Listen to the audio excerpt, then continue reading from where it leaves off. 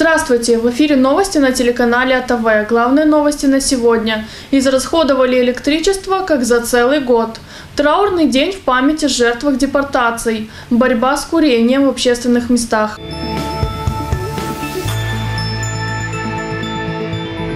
Компьютера не работают, учет не ведется, электроэнергия отсутствует. Библиотека не функционирует должным образом. Всему причина того, что выделенного бюджета не хватило на покрытие затрат.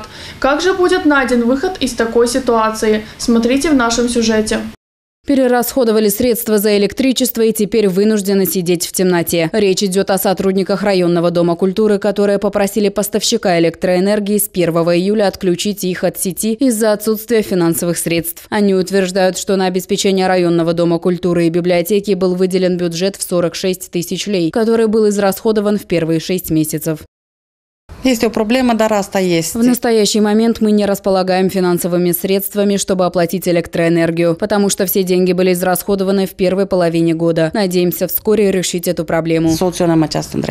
Самое большое недовольство в сложившейся ситуации, похоже, выражают сотрудники библиотеки. Они говорят, что десятки компьютеров из проекта «Новотека» отключены, таким образом они теряют пользователей. Программу «Новотека» интернету. Интернета нет, компьютерный центр не работает, ведь нет света. Надеемся, что администрация решит эту проблему. Есть проблемы по свете.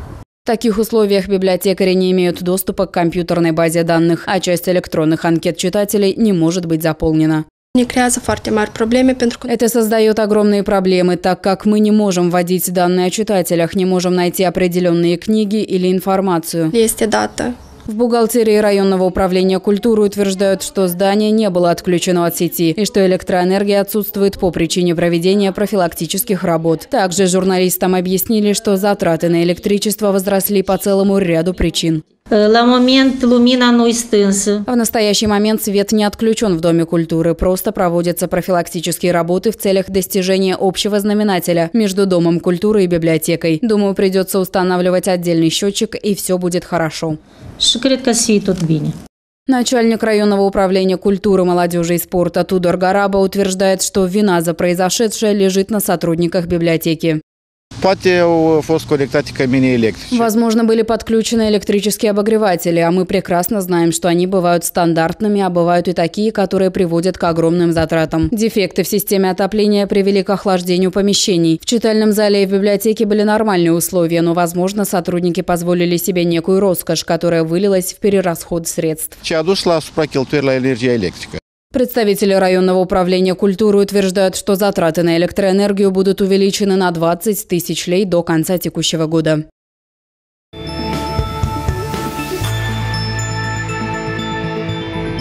В Дрогии почтили память жертв депортации из Бессарабии. Тысячи семей из Молдовы были сосланы в Сибирь. В настоящий момент в районе Дрогии проживают 229 жертв депортаций. Им будет выделена материальная помощь. Об этом подробнее в нашем сюжете.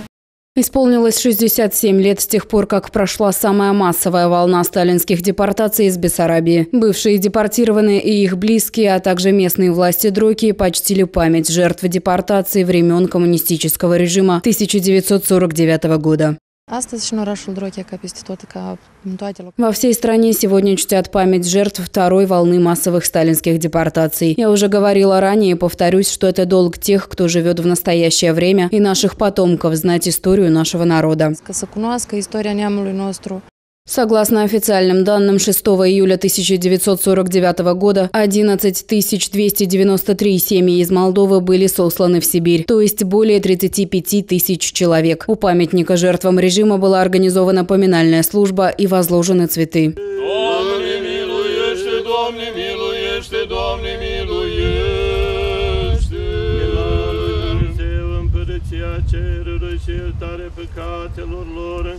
La Hristos, Împăratul ce fără de moarte, și Dumnezeul nostru să le cere. Doamne, miluiește! Даже если прошло уже много лет, те, кто были сосланы, а также их близкие, со слезами на глазах вспоминают о пережитых временах. Нас голышом загрузили и увезли. Там умер мой брат, невестка и родители. Нас везли в ужасную жару. Как нашли по домам голыми, разутыми, так и увезли. Было очень тяжело поначалу, нечего было обувать, одевать. Потом начали работать. Родители сразу начали, а потом и нас, детей, тоже заставили. Трудились в поле. Мне было 10 лет, когда нас забрали. На второй год мы построили дом, собрали денег и купили обувь и одежду. Но только мы построили кирпичный дом, он не успел высохнуть, как начались заморозки, минус 50 градусов, и все примерзло. Так и выживали. Бедная мама, она всю ночь поддерживала костер, чтобы мы грелись. Моих родителей депортировали и дедушку с бабушкой в 1946-м. Там 10 лет их заставляли ежедневно работать. Мы жили вместе с животными, пока я пошел в школу. Потом родители построили дом. Из Республиканского фонда поддержки населения было выделено 160 300 лей. Каждая жертва репрессий или политический заключенный получит по 700 лей. По этому вопросу необходимо обращаться в отделение Пошта Молдовии. В настоящий момент в районе Дрокия проживают 229 жертв депортации. Согласно официальным данным, более 35 тысяч молдаван было сослано в Сибирь 6 июля 1949 года. Однако исследователи утверждают, что реальная цифра более велика.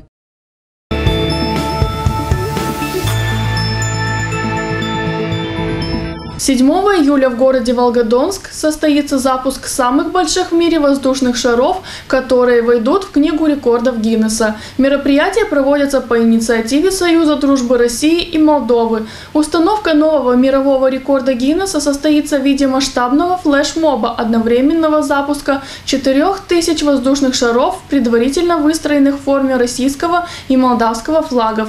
Создание рекорда станет центральным событием визита кандидата в президенты Молдовы, председателя партии социалистов Республики Молдова Игоря Додона.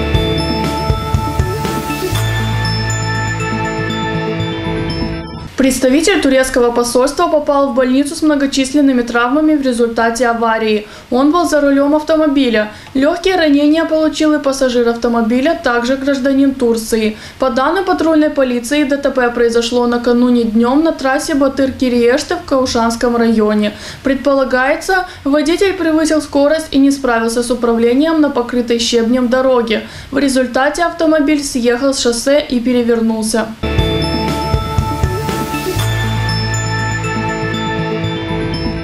Птенца красного коршуна, весьма редкой птицы, занесенной в Красную книгу Молдовы, пытался продать посредством интернета молодой человек из Аргеева. Его объявлением заинтересовались инспекторы охраны окружающей среды, которые пришли под видом покупателей и оштрафовали молодого человека. Птенца инспекторы передали в Кишиневский зоопарк. Красный коршун – хищная птица из семейства ястребиных. Редкий вид, общая численность в мире оценивается в 17-28 тысяч пар.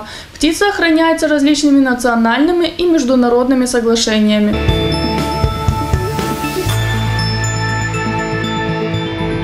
Полуфинал и финал турнира по мини-футболу прошел в Авдарме 5 июля. 4 команды стали участниками первенства, команда лицеистов Ябанылар и 3 команды сформировали любители футбола, жители села в возрасте от 16 до 55 лет, команда Крикет, Тойота и Спортинг. В полуфинале на футбольном поле встретились команды Крикет и Спортинг. Со счетом 4-3 победу одержала команда Крикет. В финале турнира в напряженной борьбе за первенство состязалась команда Ябанылар и Тойота. Со счетом 5-3 футбольная команда Тойота одержала победу.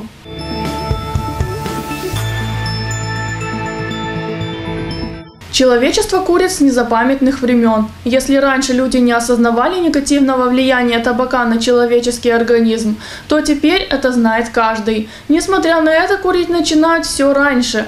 Как известно, пассивное курение является не менее вредным и может привести к заболеваниям. В Республике Молдова вступил в силу закон о курении, согласно которому курение в общественных местах запрещено. Насколько осведомлены люди о данном запрете и что они думают о курении, смотрите в нашем сюжете. Проблема курения остается актуальной во все времена. Многие не раз задумывались, как бороться с этим негативным явлением. Но к большому эффекту, к сожалению, это не приводило. Мы не можем запретить курение, но отгородить некурящих и сохранить их здоровье нам под силу. В Молдове с такой проблемой будут бороться на государственном уровне. 31 мая вступил в силу закон о курении, согласно которому курение в общественных местах запрещается. Мы решили узнать, информировано ли население о новом законе и какое у них отношение к курению. И вот их мнение. То, что курить вредно, мне кажется, это все знают и всем это доступно. Достаточно и рекламы везде, даже на тех же пачках сигарет везде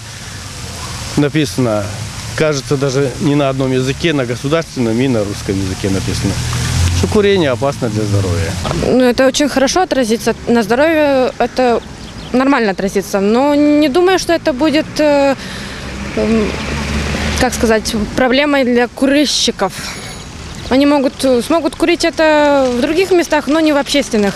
А для остальных людей, это и для детей, это, конечно же, лучше, потому что дети не будут дышать этим никотином. В общественных местах курить не надо. Курение вообще категорически надо запретить молодежи и старым людям, и всем. Это вредно для людей, для здоровья. Курить нельзя, это хорошо, конечно. Но я сам тоже курю, но не знаю. Кто курит, ему плохо, по-моему. А мне, если спрашиваете, хорошо, конечно. Почему плохо, почему нет? Я положительно к этому отношусь и против того, чтобы курили рядом с моей женой, с моими детьми. Это плохо, курильщик не только себя отравляет, но и, конечно, других людей, окружающих. Это хорошо, что приняли такой закон. Я считаю, что все правильно сделали. Давно нужно было это начать. Наш народ распустился полностью. Он стал курить в общественных местах, где дети, где беременные. И я считаю, что это неправильно. Не нужно курить в таких местах. Слышал про штрафы, которые будут причитываться за это нарушение. Но я частично согласен с этим, но наше правительство стремится в Европу и старается делать как в Европе, но они не все правильно делают. Например, в той же Европе, когда запрещают курение в общественных местах, они для начала открывают места для курения, а потом запрещают. А у нас все, как обычно, вверх тормашками. О влиянии курения на здоровье человека и о методах борьбы с ним высказался примар муниципия Камрад Сергей Анастасов. Прекрасный закон. Немножко перебор, по-моему, со штрафными санкциями. От 1000 до 3000 лей. Думаю, что штраф должен был быть от 300 до 700 лей. Это был бы более нормальный, адекватный к тем заработным платам, которые у нас есть в нашей стране. Поэтому здесь я вижу минус его. А так, в принципе, закон очень хороший, потому что часто мы даже на стадионе бегаем, футбол, там курят люди, и чувствуется вот этот весь запах. И все эти нормы, которые сегодня внедрены, они имеют место. Чтобы не курить, конечно, люди должны именно заниматься спортом, потому что пробежав 5-6 километров, вам даже не потянет курить. Поэтому сегодня у нас организовываются и футбольные матчи. У нас сейчас также будет организован футбольный матч для любителей футбола. А так для курения надо, конечно, немножко поработать и по части именно вывесок. Там, где вы, проходя, смотрите, во что ваши легкие превращаются на картиночке, или куда ведет ваш метод курения, в какую дорогу. Проведенный съемочной группой телеканала АТВ опрос показал, что люди негативно относятся к курению, а к принятию нового закона относятся одобрительно. Мы можем и должны бороться с такой проблемой. Только от нас зависит здоровье наших детей. Ведь стране нужно здоровое общество, и судьба подрастающего поколения в наших с вами руках.